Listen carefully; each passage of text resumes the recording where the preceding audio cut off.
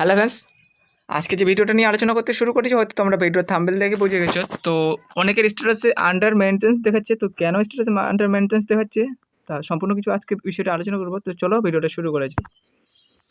তো আমি প্রথমে একটা ডিস্ট্রিক্ট সিলেক্ট করে নিলাম। এই যে আন্ডার মেইনটেন্স, অনেকে যারা যেটা নতুন অ্যাপ্লাই করেছে স্কলারশিপের জন্য, তো তোমরা বুঝতে পারছো না আন্ডার মেইনটেন্স এখানে দেখাচ্ছে কেন, মানে স্ট্যাটাস চেক করা যাচ্ছে না, আন্ডার মেইনটেন্স আছে। এটার কারণ কি?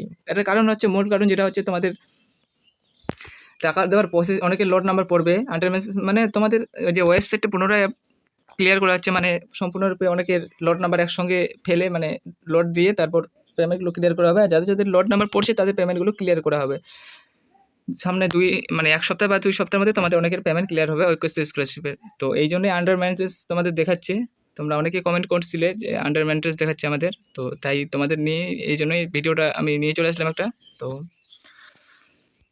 আর যাদের যাদের অনেক দিন ধরে মানে ওয়েটিং ফর লটে আছে, তো তোমাদের লট নাম্বার এই আন্ডার মেনটেন্সের পরে দিয়ে দেওয়া হবে, চিন্তার কোনো কারণ নেই। আর যাদের অনেক দিন ধরে মানে লট দেওয়ার পরেও টাকা ঢুকেনি, এই আন্ডার মেনটেন্সের পরে তোমাদের টাকা দেওয়া হবে।